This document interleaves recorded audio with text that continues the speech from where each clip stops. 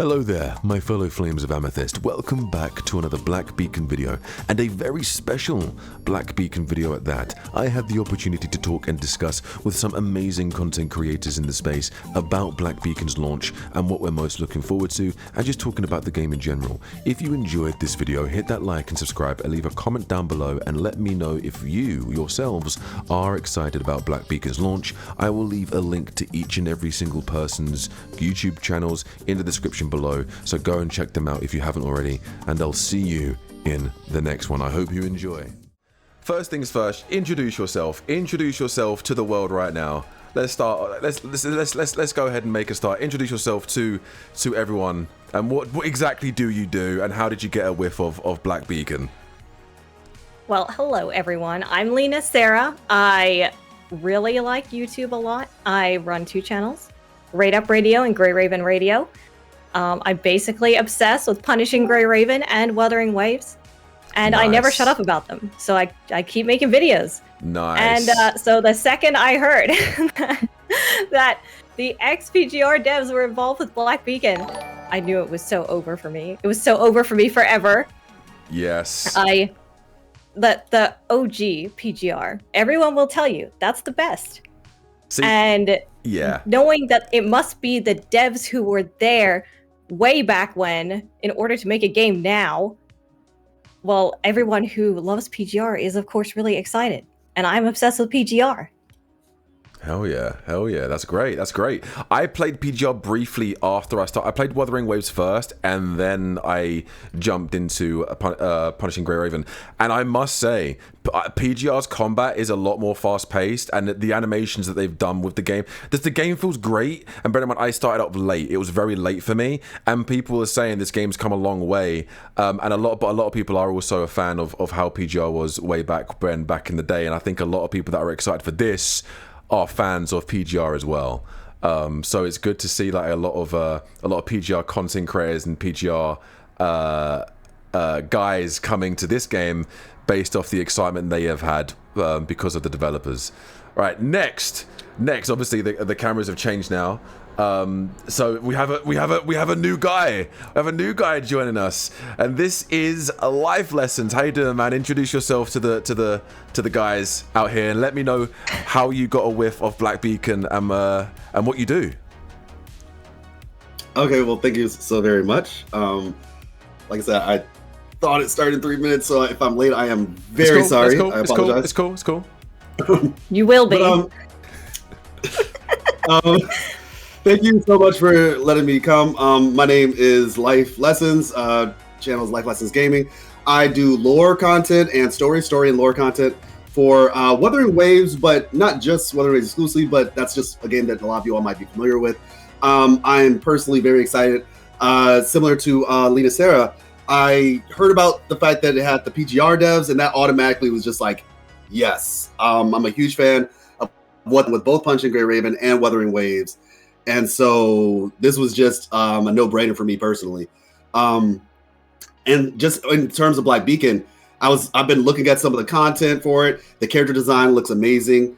The voice acting looks good, and the story. I'm a big story guy, so from what I've seen so far, I was in the beta, but from what I've seen so far, the fact that they're talking about the Tower of Babel, like some ancient history, some mythology, and different things like that, I'm very interested to see what direction this goes. Yeah, nice. Yeah, like you are a huge lore guy. Your recent Wuthering Waves lore video, the big one, the you know the one I'm talking about. Everyone here knows, and if you haven't watched it, before 2.2 went live, Life Lessons did an incredible lore video theorizing and discovering the secrets of Renacita and the Threnodian and the Sentinel. So if you haven't watched that video, I recommend you do. It's an amazing watch. I watched it and I lost my mind when I watched it. And everyone congratulated him when 2.2 went live because he was near enough on the nose. He followed the path. He knew what he was talking about. He did his research and it paid off. So congratulations for that, man. That must have been a great thing to feel, knowing that your research in the community of the lore buffs paid off. Yeah, absolutely, man. Thank you so much. More to come. More to come. Man. I sure hope so. Yeah, absolutely. It's a pleasure to be able to add that to the community, to the health, I would say, of the community. The more content that we can get, like yourself, I know you do lore content as well, and I'm pretty sure you'll probably be doing something along those lines when Black Beacon comes out. This is the type of stuff that helps communities thrive, in my opinion. Like the more, animations, memes, lore stuff, the positive conversations, to the positive critiques, not just critiquing just for the sake of being negative, but like to help the game improve. All that stuff helps to create a thriving community. So nice. Like I said, thank you so much, and more to come. Absolutely. I'm looking forward to it. Next, we have a man that I think we all know who this guy is. He was an MMO mass gamer. He plays gacha games. He covers near enough every single gacha game we know. Ladies and gentlemen, it's Styx. Tell the community who you are, Styx, and what you do, and how you discovered Black Beacon. Dude, I feel like I already went over that just about 5 minutes ago, but let me rehash this. So I am an MMO gamer. I've been probably playing MMOs since I was about 13, so nice. About 20 years ago. I do gacha games now. I moved on from MMOs because unfortunately the trajectory from MMOs a decade ago was going up, and then as of the last few years has been trending downwards because nothing good has come out. Nothing really good is on the immediate horizon over the course of the next few years. And gacha games they took what MMOs did well and they kind of like innovated with it. And in so doing eclipsed MMOs, replacing them. And, like therefore my natural progression with a lot of other MMO players has been to either survival games or gachas.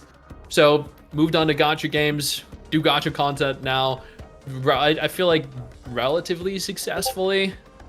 Black Beacon. Sure. Black Beacon, it really stood out to me because I'm a big story guy. I played World of Warcraft and Final Fantasy 14, and I loved the story for them. So when I got into Black Beacon, or when I saw Black Beacon and the kind of narrative that it had presented to all of us in a trailer, like it blew my mind. It looked so beautiful. The characters looked so good, but not like, overly suggestive or risque like a lot of other gacha games do. And it looked kind of dark and gritty, which is really my vibe. Nice. And then I started covering it, and then shortly after, the devs reached out to me. They offered me, opportunities that I wouldn't have had I not started covering it. And then here we are today. Sponsored videos, early looks at the game, like that. By the way, I will note here, the devs are incredibly passionate people, and from all the conversations I've had with them are very nice and very dedicated to hopefully producing a really good game. Yeah, they are. They are. I'm here to help them push that as much as I can. Yeah. I mean, I think just by playing the game through the beta and just seeing everything they have to offer, and bearing in mind, there's probably a lot more that wasn't in the beta that's in the full game. And there's also, they said they're adding another chapter of the story, and the story is one of the best, my favorite things of the entire game playing it. So I'm looking forward to seeing what they've done with the game in the past 3 months, continuing to develop it since the beta. And last but certainly not least, we have Ufi TV. How are you doing, Ufi? Introduce yourself. Hello. Introduce yourself. Tell the guys who you are. I'm sorry, I'm out of breath and I'm sweaty. I just got done working out because I got the times wrong. And but I'm here. I'm here now. I think everyone did. Hello. Or it was my fault. If it's my fault, I do apologize to each and every one of you guys. Bear in mind, this is my first time organizing something like this, and time differences, I'm still working it out, so I apologize to each and every one of you guys. It's all good. I still have to Google every single time someone gives me a time. I'm like, okay, what is GMT to CST? And I'm like, okay, it's 5 o'clock. And then you're like 40 minutes. And I was like, oh, I'm still working out. Yeah, I'm sorry, but guys. anyways, hello. Yes, I am Ufi. I do all kinds of different gacha content. I like to immerse myself in the lore, and I really enjoy lore that's based on like real life things like Greek mythology, quantum physics mostly, but I'm very excited for Black Beacon. Hell yeah, hell yeah. Yeah, I know, obviously, I recently introduced Ufi to Black Beacon, and since she's a massive fan of mythology... It's all your fault. It is my fault. And since she's a massive fan of time travel and mythology, I was like, check this out. And she's like... and then she lost her mind, and now she's like, I'm very much looking forward to the game, which is great. Oh, yeah. Which is great. Okay, so... let's start with the first question, in case everyone has seen the characters. Is there... oh, go on, Life, have you got something to say? Just real quick, I just want to check something. Can anybody else see Amethyst's... because I have like an error on my screen. Yeah, my camera's messing up on Discord. Yeah, so I've had to use my other webcam that's on my OBS. So don't worry about that. It's just Discord being weird. Don't worry about that. I put your Twitter... I put your, like, Twitter... profile over top of your camera so that people knew who you were. So I just wanted to check. All right, cool. Yeah, it's just Discord being weird. I'm not sure what's going on with it, but I appreciate you, bro. I appreciate that. Yeah, they know if they're watching my thing, they'll know who you are. So you're okay, cool, awesome. So out of the entire roster, if anyone has seen a character that has really stuck out to them in the Black Beacon roster, be it a 4-star or a 5-star, is there one or multiple characters that you are very much looking forward to? Because for me, it's Florence. There's a 5-star character. Oh, yeah. I heard logos. I heard logos. For me personally, it's Florence. She gives me Saber from Fate vibes. She looks dope, like really, really cool. I'm really looking forward to playing Florence the most. And then Erashan as a close second. Life, you're next. What about you, brother? Have you seen any characters that piqued your interest? Sheesh, what characters? I'm gonna be honest. I think the character design in Black Beacon, they know what they're doing. Right. I'm just gonna be completely honest.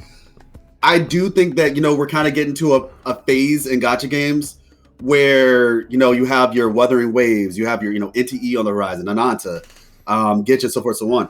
Where it's like sometimes when people will see this more kind of arena-based style game, they might have a little bit of a second thought, like, I don't know, it's not this. But if those character designs do not sell you, I don't know what will. Because honestly, those character designs were just like peak. Like some of the best character designs I've seen, even amongst some of the 3D space. So I guess what I would say, the characters that I saw, it's probably going to be like 5, I'm going to be honest. And that's just, starting out. But same with me. Yeah, it's a lot. Like it's legitimately a lot. I can't pick one. I'm gonna put 3 off. These are like kind of quote unquote honorable mentions, quote unquote, just like they look so good. Go for it. Nana, I think everybody was probably gonna expect that. Yeah. Everybody was gonna expect that. Y'all, I already know. They're like, dang, you took my answer. But yeah, so Nana, Inky, he kind of reminded me of Bennett. I heard his voice, and I'm a big Bennett fan. So cute. Yeah, like but his design is so sick. And so Inky, Nana, I like the other girl. She's kind of like Clara, because she has like a JoJo stand. Ninsa. Okay, Ninsa. Yeah, so I just gotta mention them off rip because the fact that we're getting 3 characters like them, and y'all know what I mean by like them, off rip is just honestly I'm happy somebody's finally doing it. I never like to say like, oh, finally a black character, because you don't have to be black to have of course, but I know what you mean. You're like, yeah, so yeah, it's cool to have them. There's one character that I saw, she looks kind of like Furry 21 from PGR. On the picture it said T. She's a healer and she fights with the umbrella. Oh, yes. It's Florence's butler. I forgot her name. Asti? Asti. That's it. Asti. Okay, yeah, she might be one of my favorite characters in terms of design. She might be one of my top characters in terms of design, because I was just like, no, that like, I love like the fluffy hair. So yes, when it's like really, really fluffy, it's so cute. Yeah, so that'll be 4, and then 5. Gosh, I kind of at least now I gotta get to Lychee. I think his name is Lychee. Lychee. That dude looks so cool. His voice actor is also really good. If you all see the trailer, like the East Asian music behind it, like I was just like, I'm sold. Bro looks amazing. That's a cosplay that I want to do. Oh, bro, yeah, like I've cosplayed all the Genshin femboys, so I'm on par with him. What was his name again? How do you say his name? Lychee. Lychee. Okay. Yeah. Now, as a Wuthering Waves fan, I have to give this is the real honorable mention, I guess.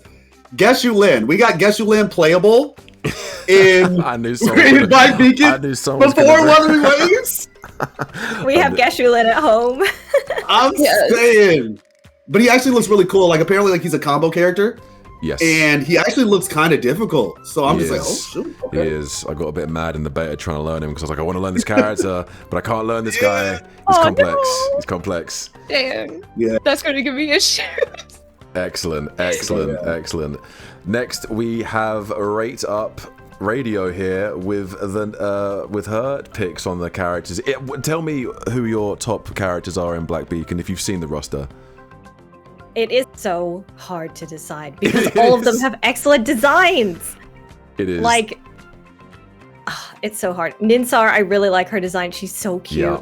I love everybody, but just overall, the design choices, like just in general, they're all great. Like these characters actually look like they belong in the world. They look like they do their own job.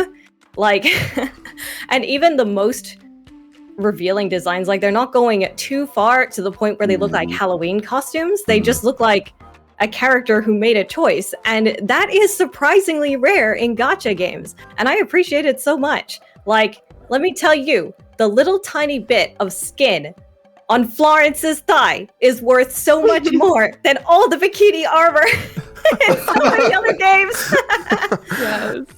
I think that's why a lot of people are liking the designs, because a lot of them that are covered up, but obviously it's it's very tasteful, very badass, and they show what the characters like and how hot they are or how cool they are or how much they mean to you through their gameplay or through their trailers or through the actual personality of these characters. And that's one thing I liked during the beta when I was playing for the story specifically. I got very attached to a lot of these characters, and I didn't even quote unquote, I hate, quote unquote Gunabe, I hate using that, but when you see people say I get attached to characters because of this or that, for once it's like there's no character here that's making me quote unquote goon over these guys. Like they're all really well designed, they're hot, but they're fucking badass, and it's great. Like I really appreciate each and every design that they've put into these characters. Yes, indeed. they're the best of all worlds. They're great. They really are. There was a little bit of discontent though around the alteration of Nana's outfit, because if you look at their promotional material, if you played the beta, you know that now underneath Nana's shirt, there's a lot of wiring and a lot more there. Yes. So I'm personally fine with that. It looks classy, but I have received repeated comments of people saying that they don't want to play the game because they don't support censorship, and with the covering of certain aspects of a character, that is censoring the game, and that's a whole other can of worms I don't really want to open. But of course, it's one. If the game hasn't come out yet, I don't know if that's the right word to use. Like at least I understand the concept of censorship. If the game's out and they change it, it's like if it's out already and they change it, then okay. But if it hasn't come out yet, and this is just a creative decision on the part of the devs, mind you, I'm not in their room, the dev room. I don't know, but if it's their decision, I don't know if that's self-censorship. I don't know. Yeah, you could argue that it was censorship by the same idea that all the Wuthering Waves characters between the first and second post beta, they all got huge boobs and they all got way more revealing outfits. Is that censorship, or could it just be a design change? Yeah, I think that's it. Yeah, I think it is one of those things where it's like, is it censorship? Is it design change? Some people aren't happy with the decisions that these devs have made, especially around characters like Nana. Some people are like, it doesn't bother me. Like, it doesn't bother me. I'm there mainly to play the game. But yeah, it's one of those things where you can like it, you can hate it, but either way, I still think the game's can be brilliant. And there's going to be many other characters coming down the line anyway. So just because they did it with Nana doesn't mean that it's going to be a continuous thing through the roster of the game anyway. So we'll just have to stay tuned and see what happens. I mean, the game isn't even out yet. It releases in 2 days, so just be patient and just enjoy the game for what it is. The gameplay looks great. Character designs look amazing, regardless of whether people are complaining on censorship or not. But yeah. All right, next, Ufi. Who are your favorite characters? If you have multiple, 1, 2, doesn't matter. I have multiple. I'm sorry. I'm Go for it. fighting with my cat It's at okay. the moment. It's okay. So far, I really like Shamash because, for one, his name is the same name as Kevin Castellana's sword from Honkai May. I'm sorry. I'm fighting for my life over here with my poor cat. She is just wanting attention. And then, of course, Lychee. And I'm sorry, I'm looking through them all because I forget their names. It's okay. So, Wuxi, of course. Geshulin. Yes, I'm a gooner. I love him. And then I was reading up on Ming's little profile, and she's like a folklorist, and I'm very interested in that. So I think Ming is gonna be real interesting. Nice. She's gonna know a lot of lore. She looks good too. She's adorable. She looks like sad. Am I thinking about the same person? Is this the one that looks like Bayonetta? No, that's Ching. No. That's Ching. Yeah, Ming is the little one.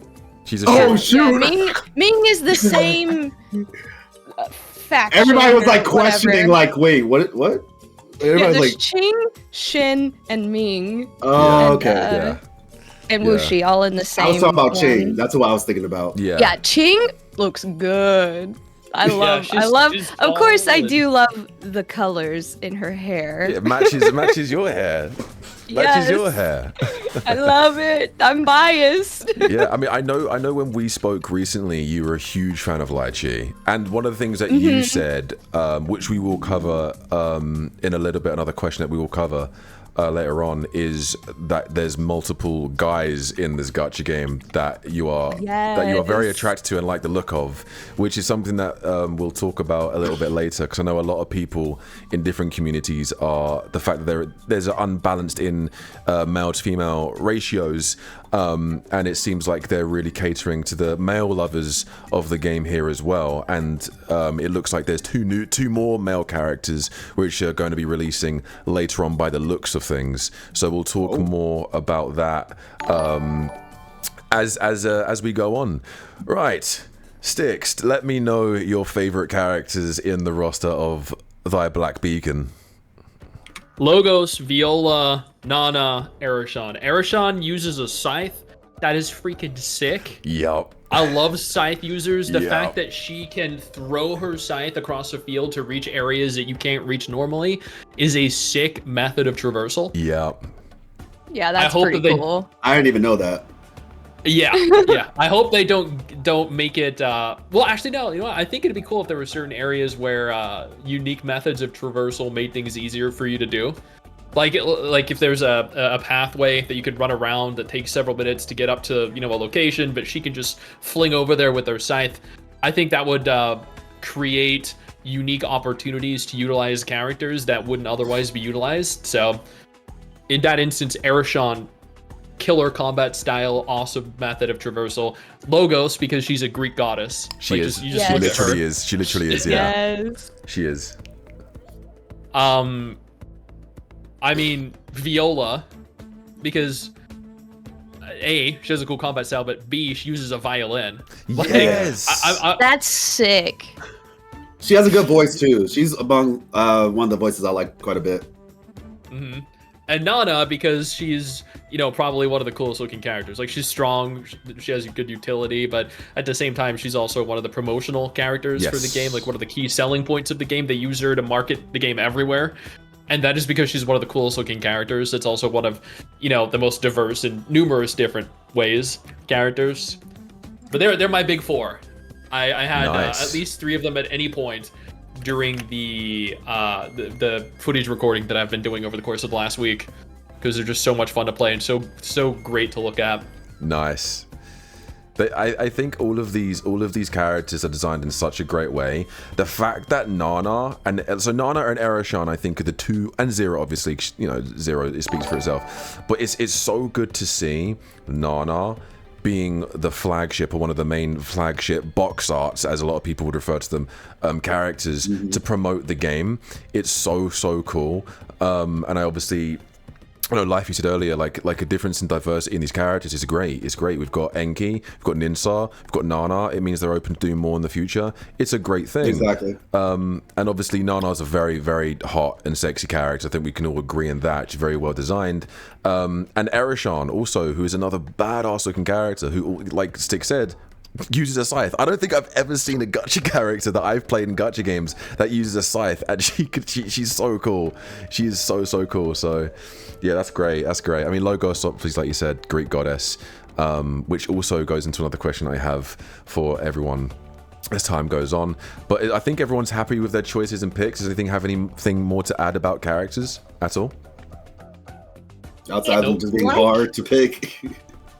I like that they are setting up characters' interpersonal relationships, kind of. Like, for example, you've got Logos. She is like the Greek music nerd, and she makes the nerdy music.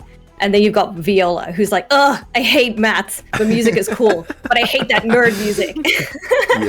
Yeah. It sets up a lot of conflict and a lot of just fun little jokey dialogues with the characters in the future as well. Go on, Life. I was gonna mention one thing. So when we were listening, I try to be honest the best that I can. But I usually try to be balanced, I guess, in my honesty.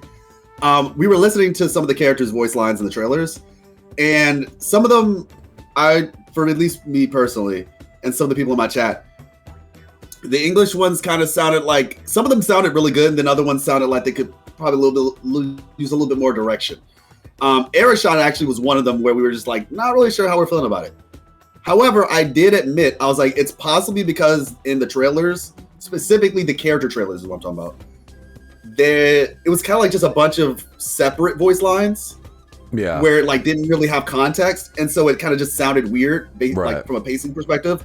But then I heard her in the actual game. Yeah. I was like, oh, she sounds fine. Yeah. And so I was like, I think it had to do with the context.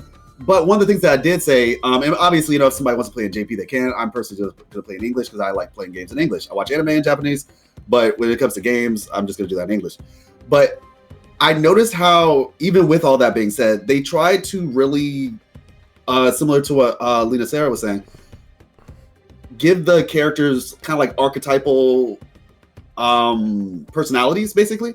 Like all those voice lines pushed or rather promoted the personality that they had. Right. And I thought that was actually, I remember when I was talking to you one time, you were telling me that they do a really good job with, you know, their characters basically and the character dynamics. And so I did notice that. I was like, okay, well, you know, with all these voice lines delivering kind of, you know, questionable based on this trailer, but I can definitely tell you, I sort of understand what kind of character this person is. And now I can choose like, okay, do I like this person? Do I like this character? I kind of feel like I understand this one.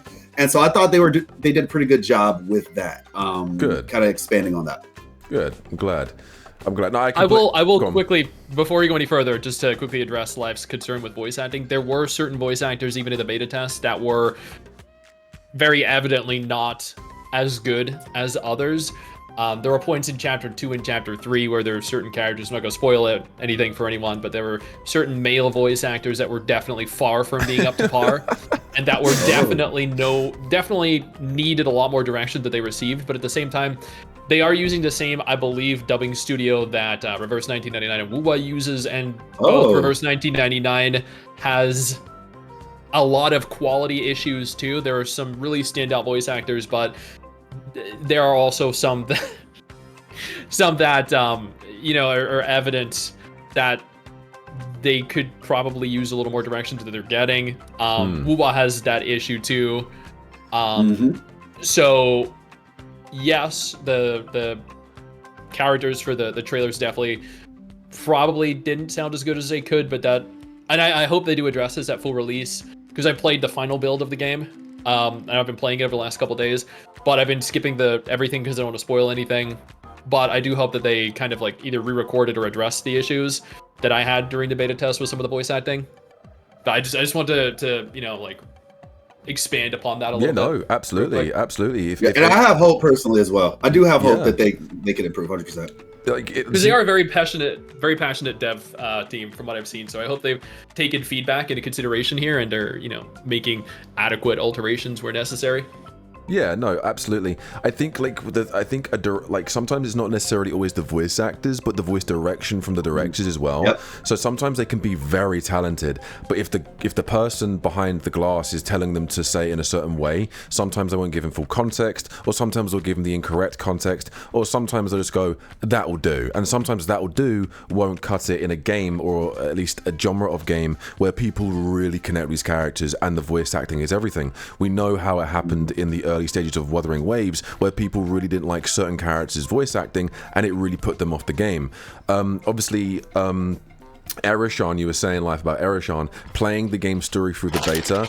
I actually would have to say, obviously it might be the trailer where they're using voice lines in different orders, but I really liked her voice acting a lot. I liked Nana's voice acting. Zero's voice acting is very monotone and very bland and very blank at times, and I know a lot of people complain that some characters feel like very lifeless. However, one thing I will say is certain characters, such as Zero's personality, explains why she sounds like that. So stay tuned for that in the story as well, because some characters are like, okay, she sounds like that because of this, or because this happens, or this has happened, or so and so. So sometimes there's context behind it, sometimes there isn't. Like Life said, like Stick said, there's in chapter 2 and 3 there's been times where some lines I was like, ooh, but sometimes they do also give context to why they sound like that and why their personality makes them sound like that, which is something that's really, really interesting. Which hopefully you guys go on, Life. Is Zero the main character? Because I wasn't sure who the main character is. I was literally about to. I was also wondering that. Okay, so I'm gonna basically say now, Zero isn't the MC. Okay. Zero isn't the main MC.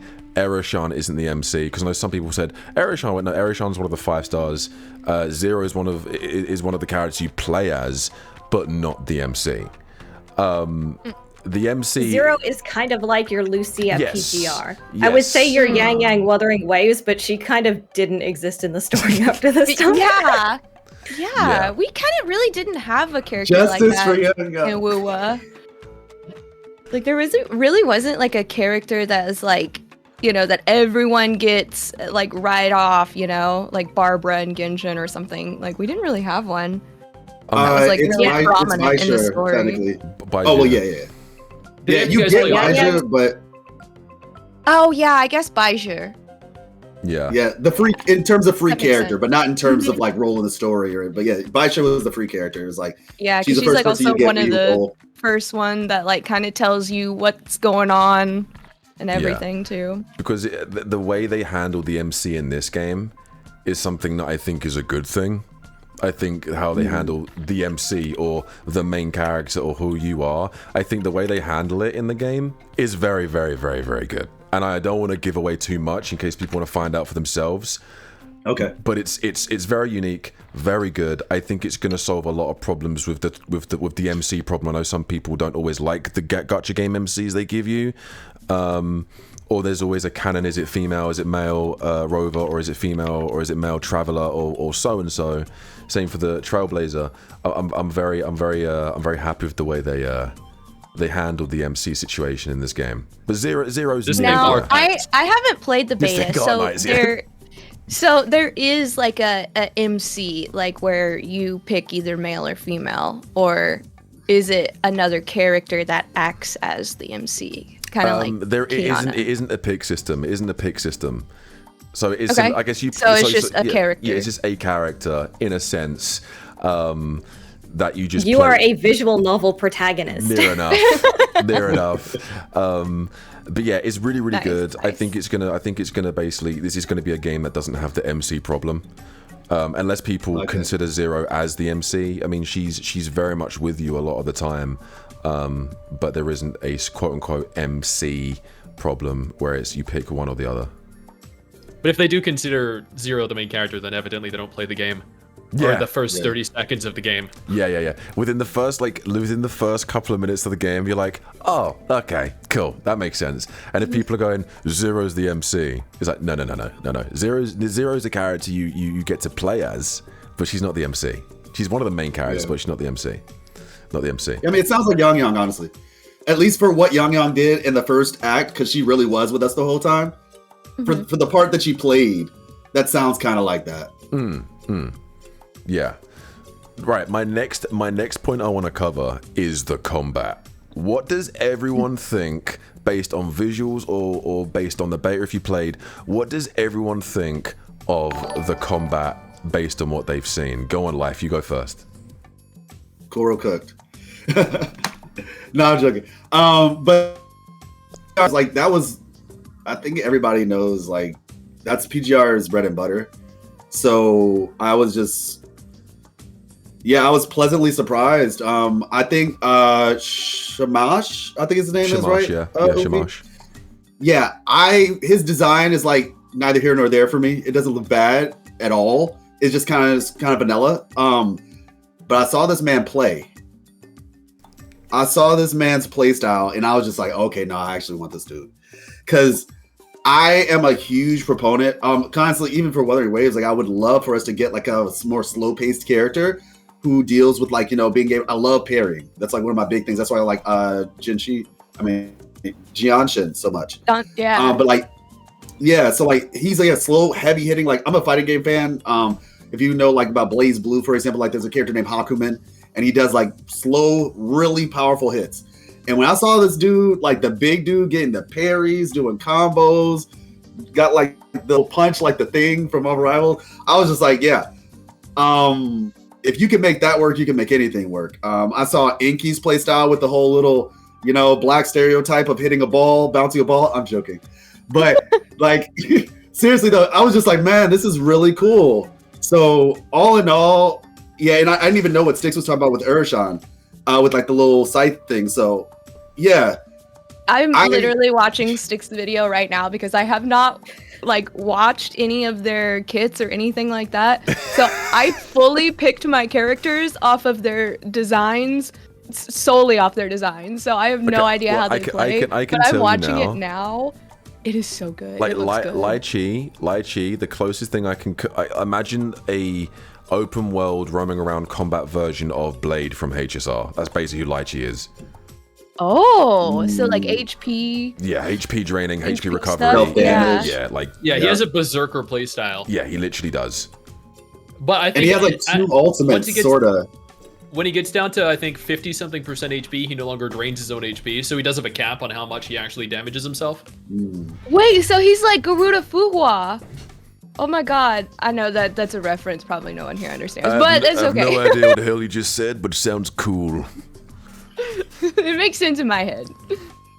But I do like the combat in this is so good. Yeah, 100%. Like I said, Lychee was the one who I saw when I was just like, I definitely would love. I guess he's a standard, sort of 5-star. I don't know. Hopefully, because Oh, he is. Oh, that's insane. Then, because he has an install. He's the only standard guy. Oh, okay. I am totally okay with him.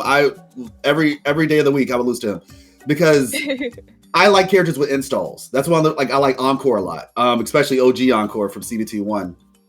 May she rest in peace. She was busted. RIP. She was so good.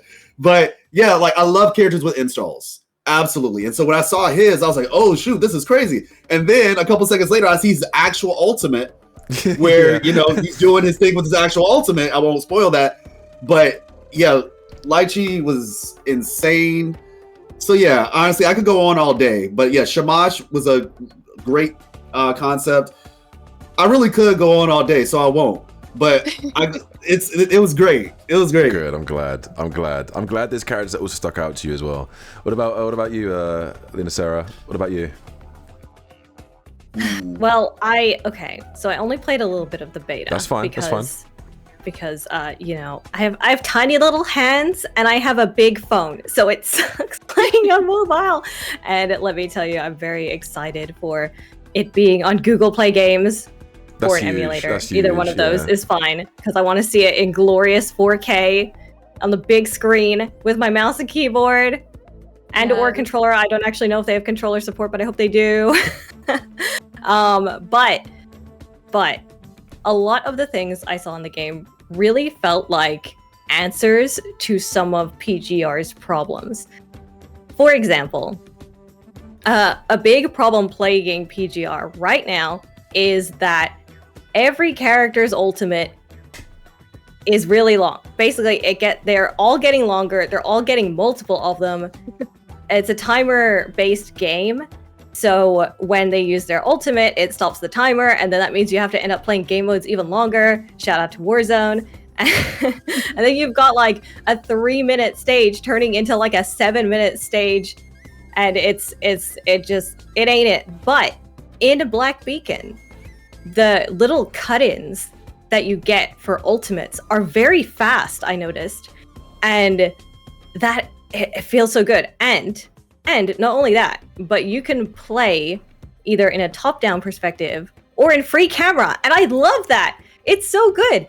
And the ultimate cut-in is like designed in such a way that it looks good whichever one you're in. It does. And it does. It's just so satisfying. I love it. The gameplay, nice. I haven't played it enough, but I played it enough to know that it's very cool and that I have a lot of faith in what they're going to do with it going forward. Good. I'm glad. I actually do want to add, after this topic, I want to add on to the top-down thing and the third-person thing as well, because that's a huge, unique thing that I've not really seen in many of these combat gachas. But first, Ufi, based on what you've seen, is there anything about the combat, whether it be animations or the actual way the combat works, that has piqued your interest? It's like a 3-person party, right? Yes. I like that. I think that's good because like I feel like I have such a hard time building teams and like also having enough characters built for like having multiple teams for like different things. So I really like that it's only 3 people. And yeah, I've been watching some of the Styx videos, and the ultimates really are quick, but they're still super like stylized, but in a very minimal like sense. So that's nice. Good. Styx, what about you, brother? Dude, Logos was, and I once again, like I'm bringing up Logos here. She is one of the coolest characters. She is listed as technically being a support character, right? Yes, so she can heal. She's meant to be a healer, yeah. But she is a devastating force of nature in terms of her damage. She is just an absolute destructive machine. And her ult, I don't know who here has seen her ult. It's so sick. Dude, she flings around and flips around the entire arena, just absolutely devastating everything. It's sick. She's a healer, but she's also a mass OP DPS as well. And it's so cool. And expanding on that, it's interesting that each character technically has like an archetype that they are associated with, but at the same time, there's always a lot more to them because there are buffers, supporters, there are DPS tanks, there are support shielders, there are breakers, breaker debuffers, there are like dot healers, AoE, like there are just so many different also somewhat complex archetypes kind of melded together, so nobody is just necessarily one thing, right? And I think that's probably because in games you have like, oh, that's a support, so you swap to them to provide you a buff or like to heal, and then you just stay as your DPS to fight, right? In Black Beacon, your support, they also probably could end up being your main DPS. Like another character, Zero, right? She's a free character, she's a 4-star, but she also provides you probably the best buff in the entire game, and that is a 20-second long attack boost. Yeah, universal as well for the entire team. Yeah, exactly. She's essentially Verena or Shorekeeper from Wuwa, and she's a free 4-star. Yeah, she's a puppet character. Yeah. But like they not only can she provide that, but she's also a very strong DPS, Zero. So I like the fact that they're like multi-use characters, Right. and they're not just a one and done. You only pop that person just to heal, and then immediately send them back into oblivion, into the void. Yep. So I like what they're doing with that. I think everything they're doing with the combat is so unique. I think the animations are unique because literally, like Linacera said, sometimes in gacha games the animations are beautiful. They're beautiful, but they can last a long time. And sometimes if they don't last long enough, they can be a little bit lackluster, and I think they found the perfect balance of showing how good the ultimate is through gameplay, and when they do the little animation cuttings and they have their own little stances, I think it's really, really good, because even the way they come in on screen in their little stances, in their little cuttings and go into the gameplay, it just shows the brute force. Like Lychee, through the beta was what I played him the most. Before getting Florence, I played him the most, and both of his alternate berserk forms, which I thought was his ultimate, and then seeing his actual ultimate is ridiculous. It's absolutely ridiculous. Florence literally having Excalibur and literally feeling like Saber from Fate felt amazing, and even the in-game animations were just lovely. Everyone that knows me knows I am an animation whore. If the animation looks good, I'm sold. I don't care if the character's good, bad, like mid.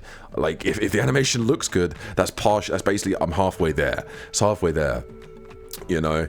And I just think even the combat style, the fact that it's stage-based, I like the fact that the combat is also stage-based. It's not open world. I love open world games. I love open world gacha games, but I do like the old school stage-based combat and the stage-based gameplay. I think that's something that's going to make it feel a little bit more refreshing, a little bit quicker, not as long-winded as some other games feel, and I feel like it's a huge thing for them doing this going forward, and I think these devs know what they're doing. I think these devs know what they're doing, and I'm gonna trust them and let them cook, let them do their thing.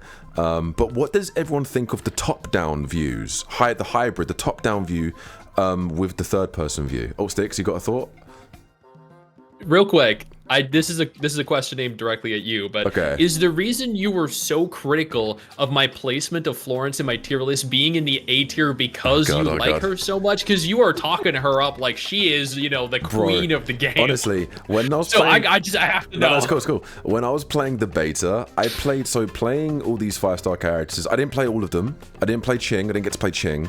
I didn't get to play every single one, but the ones that I did play, like I played mostly Erishan, I played Nana, I played Lychee, I did play Florence a lot when I got her. I think for me personally, first of all, the way she looks is great. I think the way she looks badass, being like the new head of her family in the lore, and just show this aura. She just feels like aura. Like if she walks on the stage, I'm like, okay, she's probably gonna fuck someone up. Like someone's getting messed up today. I like the fact that she's a greatsword user. Those don't know, greatsword or claymore using characters are one of my favorite weapons to play in gacha games. And also her animations playing her, like, and the fact that she does just feel like a Fate character as well. Like she's my favorite character to play, closely followed by Erishan. Like Erishan is just the way she zips around, the way that she can throw her scythe and you can teleport to her scythe, and it's a creme de la creme. It's chef's kiss indeed. You got bro waxing eloquent over here right now. Yeah, hopefully that answers your question.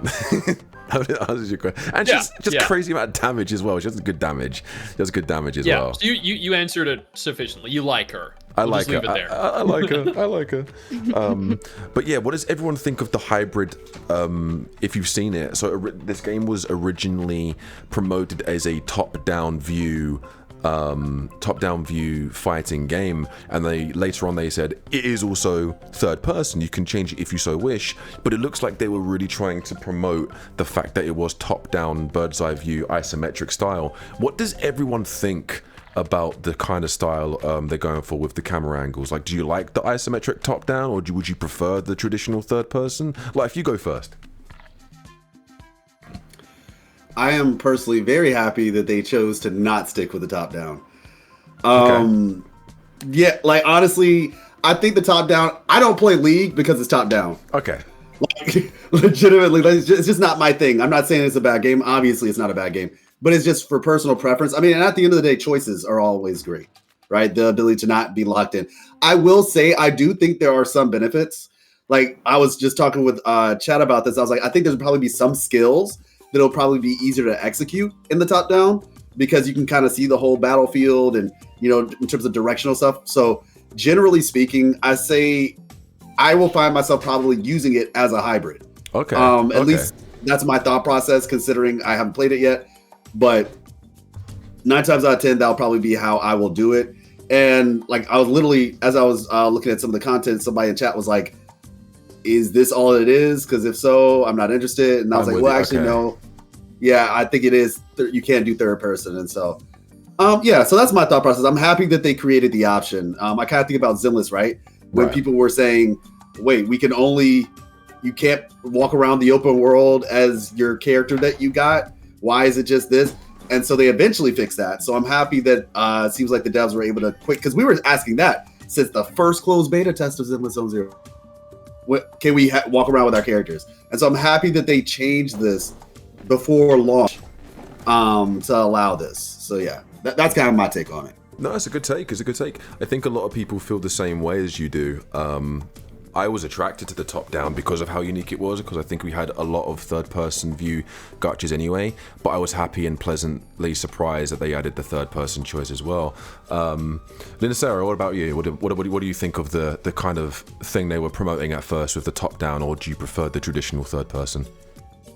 I personally think the top-down is big sexy. I love top-down games. In theory, I love top-down games. In theory. Because I think it's cool. I think it's a good perspective. But like I think League looks cool, but I don't like playing League. I think like, you know, Path of Exile looks cool, but I don't want to play that. You know, there's a lot of games that are top-down in some way, but none of them had the appeal, you know. But this just hits. This hits different. It's got everything. And I'm very glad there is the free view, because I will need to take a lot of screenshots of my characters and make cute B-roll of them. Of course. And you can't do that from top down. So having both is the best of both worlds, and then everybody gets to be happy. And yeah, I think it's good that they went with something different. It really makes it stand out. And I think it's very mobile friendly to be top down, because you don't have to worry about fussing with the camera all the time, which is usually the most annoying part of mobile games to me as a small hand big phone person. I think when I was playing on my mobile, I played top down, but when I was playing, when I was looking at the third person, I was thinking I'm probably going to play on my PC third person. I tried both on my mobile. I just think on a mobile device, top-down felt better. And I just was playing third person, thinking, yeah, I could probably see myself playing this better through my PC, through the bigger screen, third person. I'll try top-down on PC, but I think for mobile devices, I think that's the best way and the most comfortable way to play. Even though I know a lot of people prefer third person, I think the top-down is a very wise choice for them to do, if you so choose to play on your mobile. What about you, Ufi? What do you think? Yeah, I am not a fan of top-down games, which is the only reason why I will not play Path to Nowhere, even though I love the character designs and I will watch every single Path to Nowhere trailer. But I can't do the gameplay. I can't do it. My brain just does not. It's just like I have to be immersed. Now I could see that being something that people would look for in mobile games, but as someone who has maxed out storage on their phone, I cannot play games on my phone other than Love and Deep Space. So it's gonna be a PC game. So I'm really happy that there's an option to not do top down. Okay, good. Okay, that's good. Before we get to Sticks, did you wanted to say something, Life? I saw you wanted to say something about the. I was just gonna say that I thought both of you all brought a very good point with the whole top down being easier for mobile. That was something I hadn't considered. Yeah. And I think I was like, yeah, that's actually a really solid. And that's probably what the devs were thinking, to be honest. So I think that's great. Okay. For in terms of options and stuff. Yeah. Okay, What about you, Sticks? What about you? Diversity is great. More options are great. People that like top-down isometric perspectives, well, there you go. People that like third-person perspectives, there you go. Offering different methods with which to enjoy a game, different avenues for people to enjoy, is just going to increase the total appeal. So, I mean, you know, I'm not personally a fan of top-down isometric perspectives. You know, I played my fair share of games like Baldur's Gate 1 and 2 and the old Neverwinter games and everything way back, like way too long ago. And they had those kinds of perspectives as well. But I've gotten to a point in my life where I like to see what I'm playing. I like to, watch everything move. In general, like guy, girl, whatever. I just like seeing pretty things on my screen. And the closer you get, the more you can admire, right? Like when you play as Jian in Wuwa and you see the 84 different individual abs that he has going down his stomach, right. That is beautiful, right? Like 84 pack. You want more of that? Yeah, exactly. Nice. Yeah. So it doesn't matter about the gender of the character. Seeing a character in full HD glory, up nice and close and personal while you're playing the game, that appeals to me.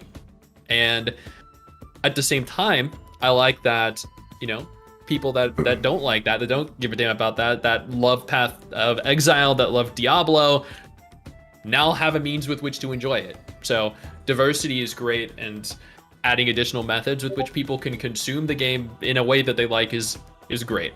Good. I just want to count the follicles of hair and threads. Yeah, I want to see everything. I want to see every single part of the muscle definition. I want to be able to see the thread count. Yeah, I want to see everything. Is this how many strands are they balding? Are they not? Are they growing their hair? Like, I need to know immediately. Like, do they have 2A? Yes. 4C? Like, what are we really doing here? It seems like it's nice to know that everyone seems to accept the isometric and sees the point of it, because I do believe it was designed that way to be easier for mobile devices.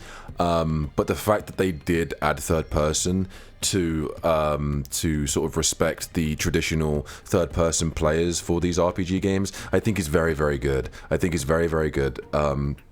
And I think it adds another element and another layer to the game, the fact that you can play these games in different ways, because then it might also add a different feel to the game, because you might want to play the story and might want to play the real grit of the game in third person, but then if you're playing the end game modes, or if you're playing the side quests, or if you're playing the mini games, you might want to do top down, and it might give you a different experience. So I really do appreciate what they've done. And I can really see the passion that these guys have put behind the game, and it's going to be one of my biggest new obsessions of the year. Alongside obviously continuing with Wuwa, Ark Knights Enfield looks good, looks great, and then this is going to be another great obsession of mine. Going into the rest of the year. Does anyone have anything else to add regarding the combat or the isometric or anything like that before we move on? I think we're all good. All good. Great, splendid. The story. Let's talk a little bit about what the story may entail, whether you've seen it, whether you haven't, whether you just know what the overarching genre and what it's based on is. So the story, by the looks of things, is based around time travel. It's based around mythology. Different time periods, different religions are all incorporated into the story. How does everyone feel about the vibe of the story? How does everyone feel about the time travel? How does everyone feel about a lot of people are saying Egyptian style as well. How does everyone feel with the vibe of the story? Go on, Life, you first, brother. All right, so Egyptian, cool, awesome. No, yeah, I mean it's really nice. I think it's crazy to say this actually. But in some ways it feels like they might even dig deeper than, because I mean, like, Genshin, gosh. So we don't need to talk about Genshin. We don't need to talk about Genshin. But no, like, it's intentional. Like, the point that I'm making is this: when Genshin had an Egyptian area, right? Right. like it was there, but it almost didn't feel like it really. I don't know. I guess even from a design perspective, like there's hints, right? You have like Dea, Candace, or whatever in the.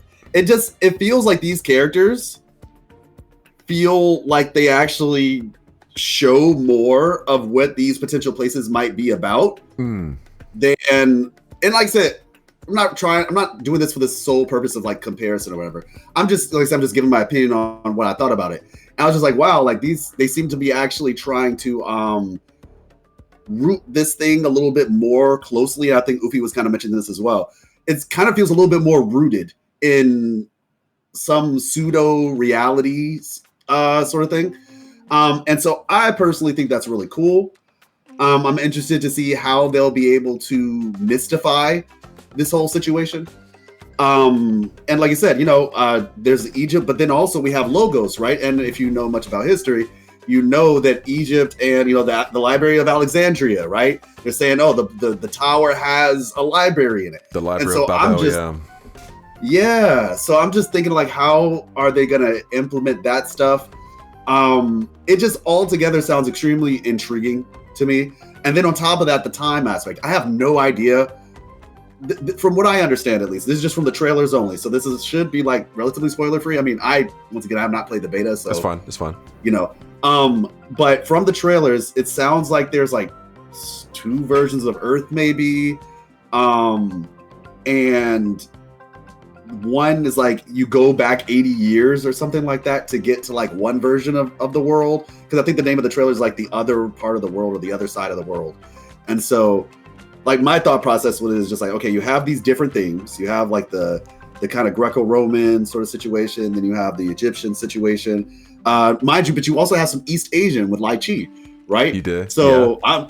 I'm just like, okay, I see a bunch of different cultures, and I think this is what I will say. This isn't necessarily purely story, but it kind of goes back to character design. I like that they are actually trying to make the characters look like where they come from. Yes. Like, that was one of my biggest things where I'm just like, they're not afraid to do that. And so I hopefully, like I said, as things progress, this can be like the start of something. This feels like High School Musical. This could be the start of something new. Anyway. Don't get me started. But yeah, so that's kind of my thing. I just think overall it sounds very intriguing. And that's why I kept telling my chat, I was like, honestly, like, I think the character design looks good. I think the combat looks good. And the story, from what I hear, is good. And it's the elements that they're bringing into it. I'm like, yeah, man, this actually sounds like it might be something I would be down to try, like a solid side game. So that's kind of my uninitiated take. Nice. I'm sure you all probably have a lot more to say, considering some of y'all have actually played the game. But yeah, that's where I am. No, that's perfectly fine. Like, that's perfectly fine. One of the things that I do also want to ask, like a little bit later, regarding the actual characters, which we'll touch on, is the fact that you said these characters look like they were designed based on the region that they're from very well. And I think that's something that shows the different diversity and the different. You can tell the characters apart. Like the Emian are the people of the tower. You've got the Florentine family, which is another country. You've got where Logos is from. I forgot where the actual name is from, where she's from. But you've got all of these different places and these different families, these factions and these regions, and the people of those regions look so different from each other. The fact that you can tell each other apart, which is really, really good. And also, go on. And it's a Chinese game. For everybody trying to say, oh, it's a Chinese game, so apparently they don't have access to the internet. So, oh, they're a Chinese game. They don't know this. These people have probably explored the world more than you have, probably living in your living room in your mama's house. But say these people, like, they can't get on the internet and go somewhere. I guarantee you, they have Google just like everybody else. They use a VPN. They know what things look like. Sorry, it's all good. I'm just like, yeah. Sorry. It's all good. Then Alina, Sarah, go on. You next. What do you think of the story and where it's based and the time travel and everything that they're basing it off? It really stands out. Like, they really made a great identity for the game. I think people jump to Egyptian because of the color palette. Right. Like, it's very, very golds, very browns, very blacks, and you have that everywhere. Especially in the first few chapters and stuff, you see a lot of that. But in terms of the story, so first of all, it was touched on earlier, but I really like the English voice acting in the story. And I was hooked very early. I won't go into details, but I will say the way that Erishan is introduced is very fascinating. I didn't expect it, and I am here for it. I want everyone else to experience that too. People that know. If you know, you know. If you know, you know. The presentation of the story as well is awesome. It really just feels like they're like, okay, let's just do what we wanted to do in the first place with PGR, but now we have the opportunity to do it. So they like, instead of just still visual novel format, you've got the live 2D visual novel format. And even like the CGs are also live 2D animated and they look great. And also it's all voice acted and the best part is you can fast forward the dialogue. So if they're talking too slow for you, you can speed it up. It's so good. I love it. It's huge. Excellent. Taking shots at HSR. Yeah, like, and you can like look at the logs, you can skip things or whatever, and it's grand. Actually, in the beta, one of my problems was the button to skip the cutscene was not very clear, so I actually ended up skipping the first cutscene by accident when I tried to press auto. No. So that's gonna be a surprise for me when I get to play it again. Hopefully they fix that. But yes, the presentation is excellent. The way it cuts between certain animation styles, both in the main cutscenes, the visual novel content, and the actual combat stages is really nice. And if this is basically the bottom level of how, like, this is like the worst it's gonna be because it's the earliest the game is, right? So it's only getting better from here, and it's already so beautiful. So like, what's it gonna look like in a year, I'm excited. I think if there is one way to get people into visual novels, it's one, have it be read to people, and two, make it engaging to look at, make it live 2D, engage our YouTube pilled brains. We need that. Yeah, it's great. Great story, great everything, great designs. It's so good, and it's just so wonderful to look at. The UI as well everywhere is great. The text is easy to read. It's just, I love this. Going live, do you have something to add? Yeah, it's a question. Somebody in my chat was asking, do they need to make an account right now in order to get the pre-registration rewards, or will they get it regardless? You can pre-register either through Google Play. You can do it by email directly, but you need to have some sort of email with just on your own or with Google. I think there is you can do it if iOS as well. If you've got an iOS account. And then I think there's one more. You can go if you go on the official website. They will have all the listing of the different things for you to pre-register. But yeah, you will need some sort of email or something to log into either Google or if you have a direct email as well, or an iOS account. So you can Yeah. So the question is just that, like, if they don't pre-register, will they still get the rewards? Let's say the game comes out and then they start playing it on the 11th and they make their account on the 11th. Would they still be able to get access to the pre-registration awards? Like I think the milestone rewards you will get, but if you pre-register the game, I think there's like directly for you, there is like a there is a standard 10 pool. There's a bit more like gold and essential materials, and I'm not sure if the exclusive Zero skin is for the individual or if it's part of the goals. But just in case, if you can pre-register with an email directly, I would. But I think the milestone goals, I think everyone gets the milestone stuff. Got it. Okay, well, there you go. Also, Blackbeak is not on PC, but it's on Google Play Store, so you can just have Google Play Store on your PC, and that way you can still experience it on PC. That's correct. Google Play Games. Google Play The Games. Google different Play Yeah. Games. Yeah, just download the Google Play. I also keep getting confused with it. It's too similar. Yeah. Yeah, So, I had to learn that whenever I was trying to play Love and Deep Space on the PC because like there's two different things and I Yeah. was like real confused. yeah, Google Play Games. Download the Google Play Because I think Games Google Play app. Games is green, right? Yeah, it's the green button. It's a green play Yes. button. Yes, Okay, it's the button. green play. Okay. Yeah. Got you. Well, there you go. There you all go. Yeah, all good. Yeah, all good. Yeah, no, so it's fine. Yeah, if anyone is confused on anything, feel free to ask questions, whether it be my chat, anyone else's chat. Feel free to ask. We will do our best to answer them based on the knowledge we know. But yeah. Ufi, what do you think based on what you've seen on the story, whether it be time travel, mythology, or whatever? Please tell us your thoughts. So, I've kind of gone down a rabbit hole since I've learned about Black Beacon. I have learned that okay, so the library of Babel is based on like a real story, and the story or the book, it was written in like 1941 or something like that, like a long time ago. But it really delves into like a lot of like philosophical concepts and things like that, and also a little bit of like time stuff, because it's essentially like the library is the universe. And it's got every book written in it, every book that will be written. It's very much a play on like possibilities and kind of the like question of if you just rearrange, you know, the 25 symbols that exist in like there's only 25 symbols that exist or something, and you just rearrange those in infinite ways, then you'll just come out with, you know, like Shakespeare or something. So then anyone can write Shakespeare, sort of thing. There's a lot of mumbo jumbo and a lot of more stuff that goes deeper. But anyways, it's based, I think, based around a sort of concept like that. At least I'm thinking. I've not played the beta. I don't know anything about the story. I am going solely off of the words that I have seen within the lore.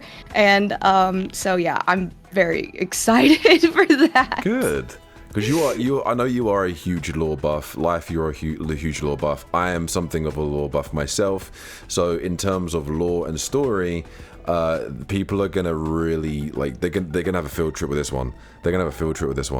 And the direction they go in the story is yeah, I couldn't really see a lot coming from playing the story. Yeah, it makes me think that like with all of the different, like you said, there's like Egyptian, there's you know, the Chinese cultural, like all the characters and factions. So it makes me think they're going to use inspiration from those cultures, like like philosophical books and you know, philosophers and scientists and things from those specific cultures. That's my bread and butter. I'm excited. Nice. Okay, great. That's great. Sticks, what about you, brother? What do you think of the story? I know you know.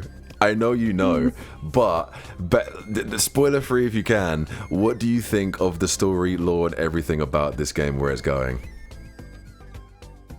He's muted. You're muted.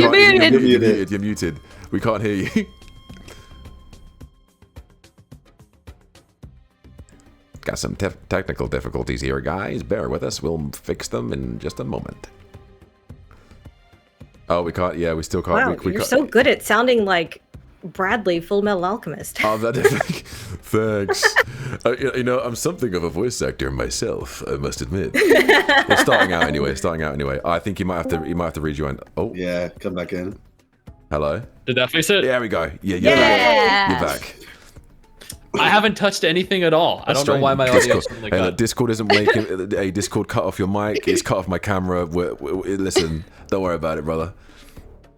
All right, so I have a different perspective on this because I actually just finished Chapter 6 earlier today. Oh. I don't even remember if Chapter 6 was available in the beta or not. No, it wasn't.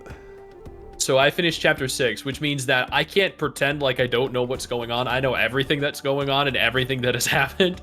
Because I wanted to, you know, record a sufficient amount of footage to actually, like, talk about it. Discuss and cover after the game is launched.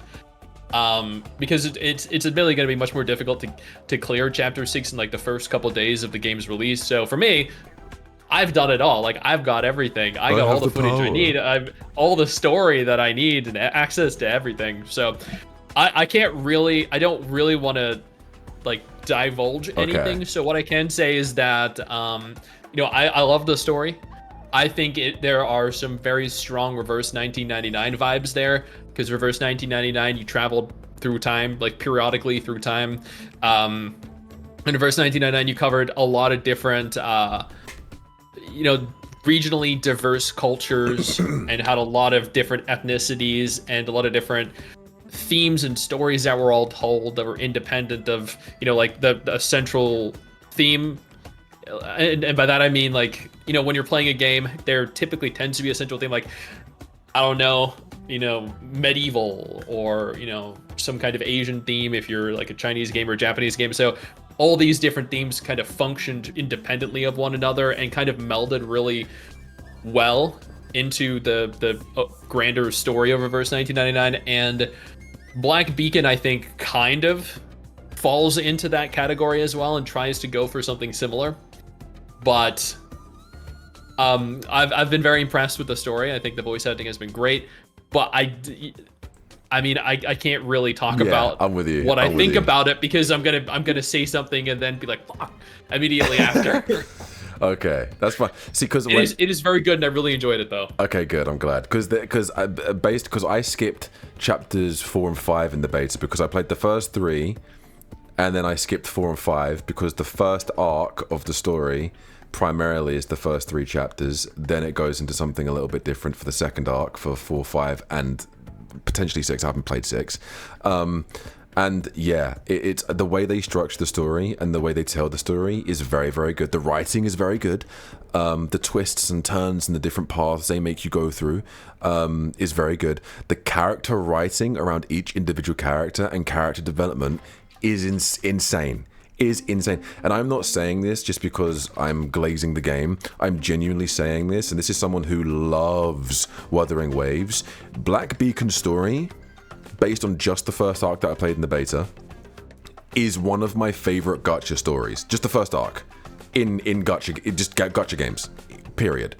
One, because of the tropes it plays on. 2, because of the mythology that it also surrounds.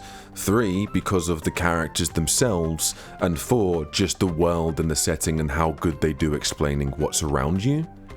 It's phenomenal. It really is phenomenal. And anyone that hasn't played it, or anyone that's only played a portion of it, you're gonna have a great time if you're a big fan of good writing, genuine writing. And yeah, I'm really looking forward to seeing everyone's reactions and also people seeing my reaction as well. Does anyone have anything to add regards to story, lore, or anything like that? Go on, Life. You can go first. Okay, thank you.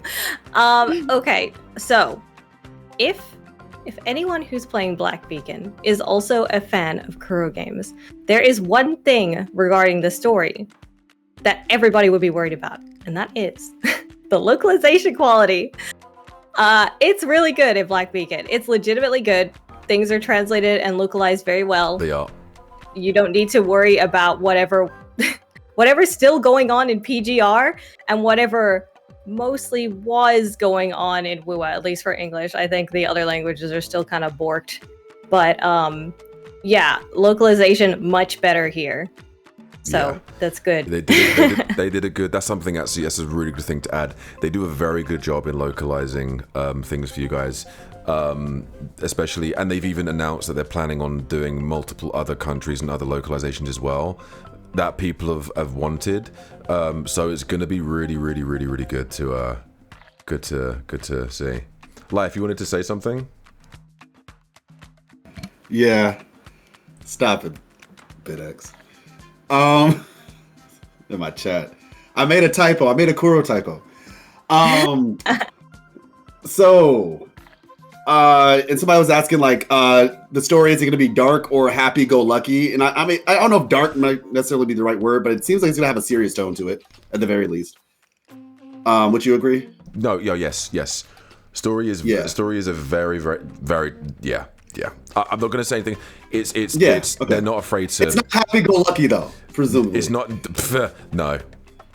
Okay, well there you go. That should be enough. I guess I was gonna say that's actually pretty interesting. Is that I was just thinking about it after listening to some of the stuff that Ufi was talking about.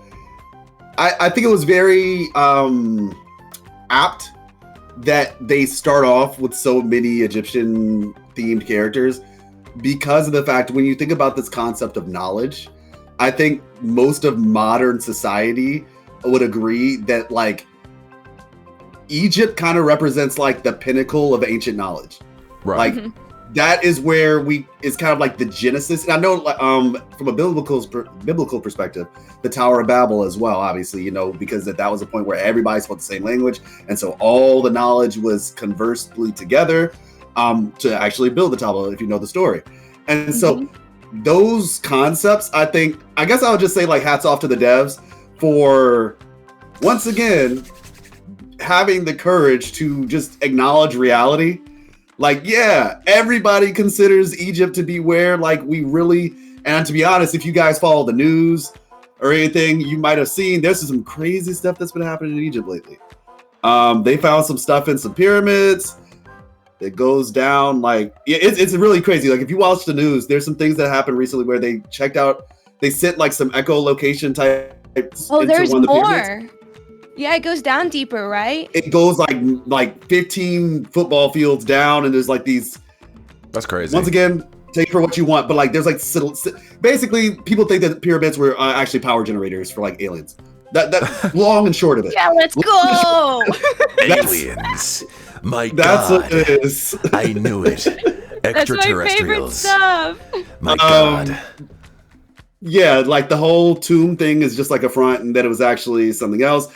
Take that for however you want to take it, but the point being is that, like I said, hats off to them for acknowledging that and not being afraid to just say like, no, being true artists. I guess that's what I'm gonna say. Okay. Like actually being a real artist and not just saying, oh, I'm gonna do this, but I'm gonna change it because of selling, the game or whatever. Like they're like, no, like we take pride in our art, we take pride in our writing.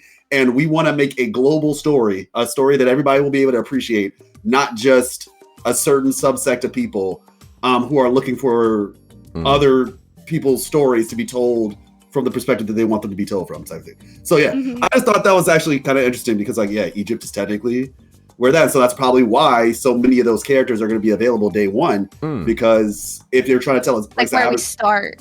Yeah, it just makes sense when you think about it. So. Good. No, you can tell they're really passionate about it because like they're like with everything in the game, like they're obviously very passionate about it. So that also makes me very optimistic because usually like that's kind of how Honkai Impact is too. Like it's they're not really trying to cater towards like a certain demographic or anything. They're just making what they love, like what they're passionate about and stuff. And I also love that it's a visual novel. I think a lot of people are happy it's a visual novel style, and the fact that even in the cutscenes, like the visual novel style cutscenes, that it's all live 2D, so things are moving. There's expressions and stuff as well, and there is also full 3D model cutscenes as well, which are really nice as well. Yeah, no black screens with just small bits of descriptive text overlaid. Nope. Later that day, you then explain to so-and-so what happened. No, they tell you everything. It's great. Right. The last thing... And they had a really cool expression on their face. Trust us. Yeah. Like, Trust me on this. It was really awesome, really great. Trust me on this. Yeah. The last thing I want to say is, does anyone know anything about the gacha? Since it's a gacha game, does anyone know anything about the gacha system and how it works? Other than sticks. It's not 50-50. It's not 50-50. It's not 50-50. It's not 100% either. Nope. Sometimes it is. Yeah, go on, sticks. Go on. Unless. No, there are 100% in there. There are. 100%. Yes, there are, baby. Wait, are you gonna elaborate on all the gacha then, or? Very quickly go over and just explain how it works. If you have anything to add and I miss anything, please do, because you probably have more knowledge now than I do. I had to go over every single individual banner for my beginner's guide. So like I could see every single banner on my screen right now. Yeah, there's a lot. Like, so for starters, the 50-50 doesn't exist in this game. There is no 50-50. There is no 50-50. Anyone worried? Is there a 50-50? What if I lose my... There's no 50-50. It's a 70-30. Go on. Quick question. Go on. Is there a 50-50? No, there's no 50-50. Let me verify real quick. Hold on. You didn't say it enough times. I just need you to say it. Yeah. I did a poem on there. I explained it 50,000 times.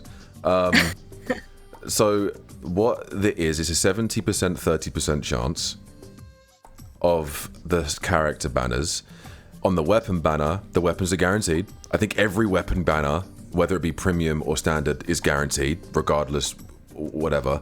Thank you, Wuthering Waves. The way the pity system works is when you get to your, I think for the weapons, it's when you get to your 25th pull. Everything after that is an increased odds of you getting an early weapon before you get to the maximum pity, and every single pull after your 45th pull on the weapon banner, because the maximum pity is 70, it's not 80 or 90 like the other games, it's 70. When you get to your 45th pull, every single summon after that is increased odds of getting an early 5-star. I believe that's correct. I believe that's how it works, right? Can you confirm? Yeah, so the characters are 70 and the weapons are 50. Okay, cool. Yeah. And also the standard weapon banners, is always a selector and it's always guaranteed. And every weapon on that banner is a signature weapon for a designated character as well. So for instance, if you get Eroshan and you want Eroshan's best in slot weapon, you can go down to the standard banner weapon banner, select her weapon, and go for her weapon as well. You can also do that as well. There is also a free 5-star selector on the standard banner, which takes you up to 30 pulls, and then it resets to 0. Is there any more selectors? Is there anything else, Sticks, that I missed out? So you did mention the free 5-star selector. Yes. At 30 pulls. 30 pulls, yeah. But it then there is a follow-up one at 300. Okay, yeah. So there are technically 2 5-star selectors, both from the standard banner. One is at 30 and then one is at 300 mileage. So yeah, it's the same thing. It's just much further out, but through doing the generation of all your pulls, you're going to eventually hit a point where you can you hit that 300 anyway. So yeah. But getting 2 guaranteed any 5-star character you want is pretty damn good. And you also so correct me if I'm wrong. Go on. But isn't there a 100% Logos banner too? There are. There wasn't the beta. I think there wasn't the beta. There are two current 100% up banners in the content creator server gacha right now. One for Ching, and I believe there was one for Logos. In the beta, the Logos one was in the old. It was in the beta anyway. In the beta, it was you can get a free Logos at the end of your. It's a discounted banner, and it was at the end of the thing you'd get a free Logos as well. So there are 2 currently right now. Okay, cool. Ooh. But yeah, the fact also that the fact that every weapon in the game, I'll go on live. So I have an avid male character enjoyer in my chat. Go on. And she is curious how many 5-star men are in the game. Okay, so I think there's only, I think there's 2. Is it 2? I think there's 2 5-star males in the game currently. And there's she just said, can we get 2 5-star men? So yes, you go. Yeah. And there's real quick. Go on. Real quick, going back, the 2 banners in the store right now are for Florence and Ching, not Logos. Okay, cool. Florence? Oh hell yeah, fuck yeah. But also one thing. Wait, Florence 100%? Yeah. That's crazy. That's crazy. No, I will note that might change. That might change. Everything is subject to change. Yeah, everything is subject to change. She was exactly. 70% in the beta. That's huge. Yeah. But any male lovers here? I know there's other male characters, not just Yes. 5 stars as well. Yeah, but in there's- terms of 5 yes. stars, yeah. There's 2 male 5 stars. There's Shamash, who's a male 4 star. There's Enki, who's a male 4 star, and there's also the Geshu-Lin guy. I forgot his bloody name. Oh, he's a 4-star. He's a 4 star. Wuxi, yeah, Wuxi. He's a 4 star. Oh, yeah. Wuxi. Yeah, Wushi's That's a 4 crazy. star. Yeah, Wushi's a 4 star. Yeah, that's crazy. He's a 4-star. And He there's- looks like a 5-star. And there's also 2 Stars characters. are really good in this game. Oh yes, Force Ninsar, playing the beta. Ninsar, one of the best supporting units in the game, based on the beta that I played. One of the best units I played in the game. Like, she's a shielder, she's a buffer, she's great, and she's amazing. She's amazing. But yeah, the gacha system in this game is great. The male to female ratio, I think a lot of people are going to be happy with. And in the story, there's 2 specific male characters that they are drip marketing or putting a lot of spotlight on, which look like they will be playable in the near future, in future patches as well, which is something that people need to look out for. I know Ufi, you posted on your Twitter those 2 guys as well, which she's very happy about. So it looks like they're going to be catering a lot to the male appreciators in this game as well. And it looks like they're starting off strong with a good male roster as well as a very strong female roster, which I think everyone here is very happy with. I think everyone's very happy with. Agreed. Yes. And it looks like the gacha system is very forgiving. It looks like there's going to be a lot of events and a lot of good ways to get your pulls, not just the pre-registration stuff. So people are going to be able to have the best possible outcome when starting this game on April 10th in 2 days, because it means they're going to have the best possible start to the game, because they're going to have the units they love, the weapons they love, and it's just going to be a great time for everyone. Is there anything? Can't believe it's already 2 days. I know away. it's 2 days away, and we also Gosh. got. Isn't there a live stream tomorrow? morning tomorrow morning for me. Tomorrow morning it's tomorrow late morning for me. Don't know what time it is for you guys. Any EST people or just West American that I can change based on your time zone? Do y'all know? I was trying to figure out because usually on YouTube it will have your local Yeah, time, but they don't have it up yet. So No, they will I probably. can't calculate. Yeah. It's probably 5 a.m. It's probably like 5 or 6 a.m. because I think for me when I tried to Okay. translate it was like 11 a.m. my time, and I'm about 5 or 6 hours depending on where you are ahead of you guys. So tomorrow is probably going to be when they go into better detail on what is actually coming to the actual official launch, which is going to be interesting. I'm going to be live for that, and it's going to be something to talk about as well. And when the official launch happens on April 10th, I'm looking forward to everyone sinking their teeth into this game and having the best time possible. And I'm looking forward to chatting to you guys as well, more about it, and other CCs that want to talk about it going forward in the future. Is there anything or any other topic that anyone wants to add or ask any questions or anything before we close out? I think, are we all good? I'm think good. we're all Yeah, good? I'm super good. excited and ready. I'm pumped. Oh, go on live. I do have one question. Go for it. So it's a stage-based game, right? Right, yes. Okay. I love Does that. Yeah, so does that mean like the stages are based on where the story is, correct? Right, yes. Because I'm trying to think about it, I guess, in the sense of like PGI. So stages are based on the story. Yes. So I guess as the story takes us to a different place, you have a different stage. Mm-hmm. Are there repeatable, or not so much repeatable stages, but like, this is my idea, right? So if we're in like the starting area for wherever the game is, right? Will we ever return to that area, or you get where I'm coming from? Yeah. I'm like, Yeah, so so occasionally you may trek back there for a brief moment, but because of the time travel elements, it may be the same area but look slightly different because of the different time zone you're in, like because of how far back it is or how forward it is. So it could look more refurbished, it could look more ruined. I'm not going to say too much, but but the stages are based on each story. Same with the end game as well. When you play the end game and the different end game and bonus modes, you will revisit these places and these stages that you've been to through the story. Occasionally, because of the time travel aspect, you may revisit a couple of them or a few of them. but it has a lot of replayability, and everything feels unique. And they've done a good job making everything feel different and feel unique as well. If that answers your question. Nice. Yeah, it does. Okay. I like like that like it's a bad way, stage-based. but that's cool. So do I. I think stage based is the best way to go.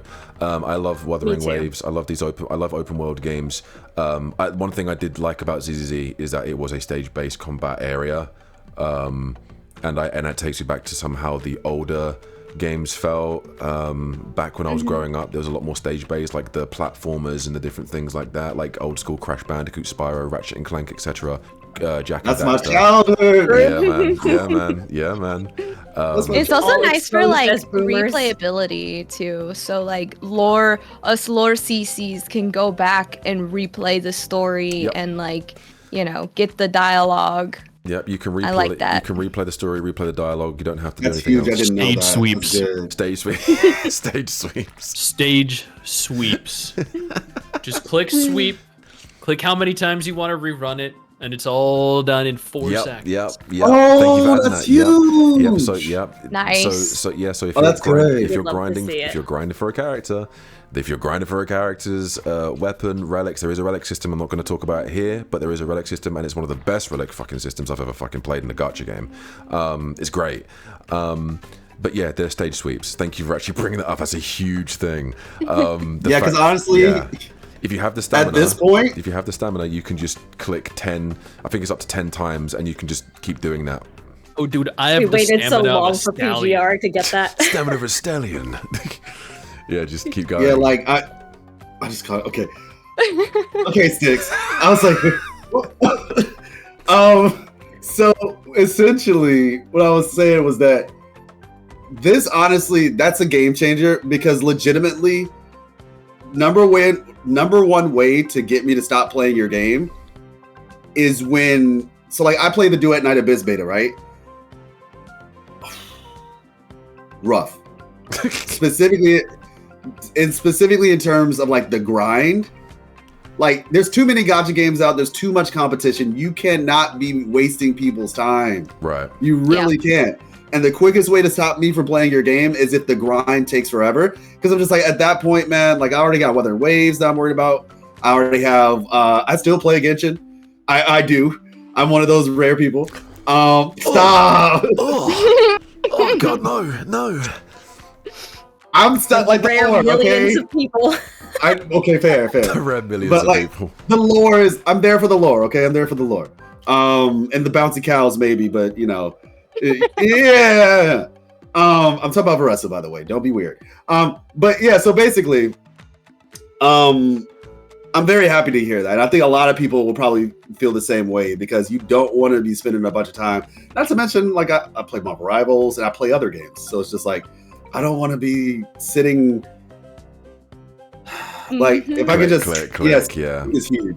Stage sweep We is hate absolutely time insane. wasters. Yeah, we don't like that. Yep. Yeah, And I think so. You have to play the stage once, and I think you have to three-star the stage, and then you can just sweep it as many times as you want, totally fine. regardless of Totally if you've got fine. the stamina. That's usually how it is. Yeah. That's how it is in Honkai at least. So yeah, stage sweep is a big thing. I'm glad Styx brought that up. It's very free to play friendly. This is a very free to play friendly game and a very time friendly game. And I think a lot more people, I would like a lot more people as time goes on to put their eyes on this game because I think it's going to get bigger and better as time goes on, and it definitely deserves the praise and the acknowledgement because it's just you could just take the passion that developers are putting into this game is amazing. Yeah. But yeah, I think that brings us to the end. I just want to say, before anyone wants to have any closeout words or last points, thank you to each and every person here that has joined me. It's great meeting new faces. It's great meeting the old faces again, just coming into contact with them again. You calling us old? Old friends, god damn it. Old friends. Old faces? Old faces, new faces. It's great to see Linda Sarah's debut of her model, which is insane. Which is absolutely insane. I had the pleasure and the privilege to be the CC that gets to see the debut model, which is great to see. Great to finally meet you. And yeah, it's just great to see so many CCs passionate about this game. And I think this is going to be a very, hopefully, long-lived game that continues to flourish and grow in regards to gameplay, story, character development, etc. And I just want to say thank you all for joining me today. It's been great. It's been great, honestly. It's been great. My pleasure. Thanks so much for inviting us. Yes. Yeah, thank you. It was great. It's my Thank you so first much. time organizing something like this, so I was very nervous. The time You did differences. terribly. Shit. I was gonna say, you tanked a little bit, like me and Sticks. Like shit. we kind of carried you, but it's Better you okay, than you me. know. Damn. Cheers, guys. I appreciate it. Thank you for being my crutches. Thank you for being my wing people here. You did amazing. Thank you. Yeah, Thank you you. did good. It was handled very well. Thank you. I appreciate that. Freaking Sticks. That was my one thing I was worried about. I was like, I need to handle this well. It's my first actual proper event for a new Gacha game and one that I'm very excited for. So I want to make this to go as crystal clear and smooth as possible. And I feel like it has done very well. And thank you everyone. Thank you everyone for being so patient. Thank you everyone for giving your views. It's been great, and I hope we can do another one like this. I'd love to do another one like this if you guys would ever be down the road post launch. That'd be great. Yeah. Go. Yeah. For sure. But yeah, thank you to everyone watching as well. Thank you for being a great audience, whether you're watching live on Twitch right now at twitch.tv/AmethystAbrams or on YouTube. And if you have not followed or subscribed to these guys, please go and do so. I will leave a link to every single one of these guys' channels in the description below over on YouTube. Thank you all so much for watching. I'll see you in the next one. Have a great day, everyone. And I'll see you on the launch of Black Beacon with these guys.